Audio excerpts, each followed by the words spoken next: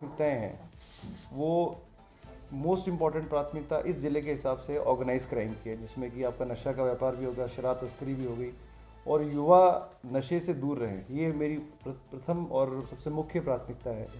इसके अलावा जो महिला और बच्चों के संबंधी अपराध हैं, उसमें स्पेशल सेल एडिशनल एसपी सिकाओ का गठन हुआ है, वो भी मेरी एक प्राथमिकता है। इसके अलावा जो हनुमानगढ़ ज़िले के अंदर यूथ है, वो कैसे पॉजिटिव डायरेक्शन में जाए, कैसे वो एम्प्लॉयमेंट की तरफ जाए, व्यापार की तरफ जाए, क्राइम की तरफ कम से कम जाए। और ऑर्गेनाइज क्राइम में जो हमारी गैंग्स हैं, जो क्रॉस बॉर्डर ऑपरेट कर रही हैं, उनकी कमर कैसे हम तोड़ें, उस पर हम मुख्यतः काम करेंगे। इसमें ADG crime Shri M.N.. Dinesh sir ने मुझे डायरेक्शंस दिए हैं और आईजी सर के नेतृत्व में हम काम करेंगे और इंश्योर करेंगे कि ऑर्गेनाइज गैंग्स जो हैं हनुमानगढ़ ज़िले में एंटर ना करें और जो भी युवा इन गैंग्स को फॉलो करते हैं या इन गैंग्स को सोशल मीडिया पर फॉलो करते हैं, उनके खिलाफ हम सख्त कार्रवाई करें और एक मैसेज दें कि कोई भी यूथ क्राइम की दिशा में ना जाए।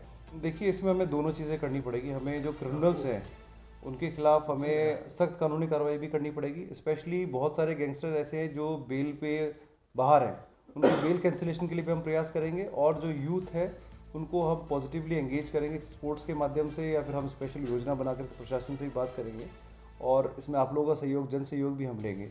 अल्टीमेटली हम चाहते हैं कि हनुमानगढ़ का युवा स्वस्थ रहे, अष्टपुष्ट रहे और अपने काम धंधों में लगे, ना कि क्राइम में। इसके लिए हमें जो भी प्रयास करने होंगे हम प्रॉपर योजना बना करके इस पर काम करेंगे और आप सब लोगों को आश्वस्त करना मैं चाहूँगा कि ये मेरी फर्स्ट प्रायोरिटी है कि हनुमानगढ़ ज़िला ऐसा ज़िला हो जहाँ पर यूथ जो है वो नशे से और क्राइम से दूर रहे। देखिए, मैंने आपको पहले भी कहा, ऑर्गेनाइज क्राइम के अंदर ये जुआ सट्टा भी आता है और नशे का व्यापार भी आता है, शराब तस्करी भी आती है। सभी तरह के ऑर्गेनाइज क्राइम पे हम लोग कार्रवाई करेंगे। आने वाले दिनों में आप देखेंगे कि इस पर अच्छी कार्रवाई होगी और जो व्हाट्सएप नंबर पहले दिया गया है सूचना देने के लिए, मेरी आप लोगों के थ्रू ये रिक्वेस्ट है कि आमजन को भी ये रिक्वेस्ट है कि उस पर सूचना दें। हम उस पर कार्य योजना बना करके प्लान वे में कार्रवाई अवश्य करेंगे। इसको लेकर सर क्या पुलिस कोई देखिए, न केवल गाँव के अंदर, राजस्थान के कोने कोने के अंदर अब धीरे धीरे नशा बढ़ता जा रहा है और मुझे लगता है सरकार इसको लेकर गंभीर है। इसमें नशा मुक्ति केंद्र भी बनाए गए हैं और इसके अलावा जो मेजर सप्लायर हैं जो गाँव के अंदर नशा सप्लाई करते हैं, हम लोग उनकी सूचना इकट्ठी करके उनके खिलाफ कार्रवाई करेंगे और इंश्योर करेंगे कि कोई भी ऐसा व्यक्ति नशे को अपने व्यापार के रूप में ना ले और ऐसे लोगों को हम डिसवेट करेंगे कि वो नशे का व्यापार छोड़ करके अपनी रूटीन काम में आए। देखिए, ऐसा है कि नशा मुक्ति केंद्र के बारे में जो आप बता रहे हैं उसको हम दिखवा लेंगे, प्रशासनिक अधिकारियों से बात करके हम देखेंगे कैसे इसमें बेस्ट हम कोई पॉलिसीज़ बना पाएँ जिससे कि एक्चुअल में जिनको नशा जो करते हैं उनको ही हम उन केंद्रों में भेजें। कोई इनोसेंट आदमी किसी और प्रोटेक्स्ट में ऐसा ना जाए, हम इंश्योर करेंगे। अगर आपके पास भी ऐसी कोई सूचना है तो ज़रूर आप हमें बताएं, हम लोग उस पर। कि ऐसा है कि एनएचआरसी की जो गाइडलाइंस हैं वो पूरे देश में लागू होती हैं और कोई भी पुलिस प्रशासन इससे ऊपर नहीं है और उसमें वो जुडिशियल डिसीजंस हैं, हम उनका सम्मान करते हैं और पुलिस की जो कार्रवाई है वो एनएचआरसी गाइडलाइंस के अनुरूप ही हमें करनी पड़ती है। हमें ह्यूमन राइट्स का ध्यान रखना पड़ता है।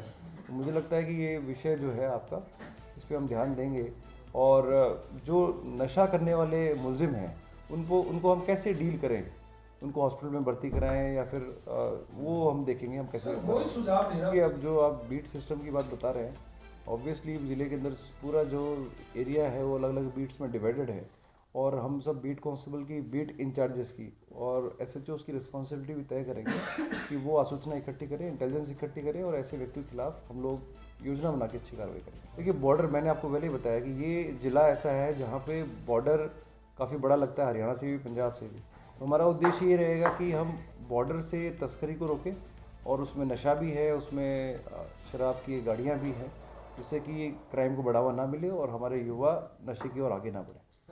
देखिए, इसको लेकर के राजस्थान में जो अवेलेबल प्रोविजंस हैं, जैसे गुंडा एक्ट के हो गए या फिर राजपासा के हो गए, उसमें हम कार्रवाई करेंगे। तो अगर कोई व्यक्ति बार बार ये क्राइम कर रहा है तो दूसरी बात, अगर व्यक्ति एक बार क्राइम करने के बाद वापस सेम क्राइम करता है तो हम उसकी बेल कैंसिलेशन के लिए भी प्रयास करेंगे। अभी मैंने अधिकारियों से बात की, मेरे ध्यान में कुछ इस तरह की चीज़ें आई हैं कि सेम व्यक्ति सेम क्राइम बार बार कर रहा है, तो अगर व्यक्ति बेल पे बाहर आता है तो उसकी बेल कंडीशन में लिखा होता है कि वो उस तरह का अपराध वापस नहीं करेगा। तो हम लोग अभियान चला करके ऐसे व्यक्तियों को वापस उनकी बेल कैंसिलेशन करवा के, जो आपने कहा 1 महीने में बाहर आ जाते हैं, उनको वापस जेल के अंदर डालें। ये आपकी बात सही है। इसमें जो मेन जब तक हम सप्लायर्स तक नहीं पहुँचेंगे तब तक हम इसमें एक डेटरेंट इफेक्ट और एक मैसेज जो है क्रिमिनल्स को नहीं देंगे।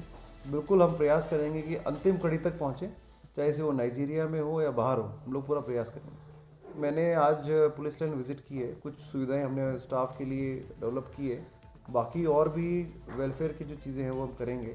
स्टाफ को लेकर के मैं देखूंगा कि कितनी नफरी है। अगर नफरी की कुछ कमी होगी या कुछ इश्यूज़ होंगे तो मैं पुलिस हेडक्वार्टर को पता करूंगा, और अगर नफरी बढ़ाने की भी आवश्यकता हो, कई बार क्या है कि जिला बनता है, उसकी नफरी जितनी क्राइम उस समय होता है उस हिसाब से नफरी डिसाइड होती है, और विथ न्यू चैलेंजेस, जैसे नया चैलेंज आया है नशे का जो पहले शायद नहीं था, पहले सिर्फ ये एग्रीकल्चर डिस्ट्रिक्ट था। तो इसके हिसाब से हम लोग पुलिस हेडक्वार्टर को लिखेंगे, अगर नई रिक्वायरमेंट है, नई नफरी बढ़ाने की आवश्यकता भी होगी तो हम करेंगे।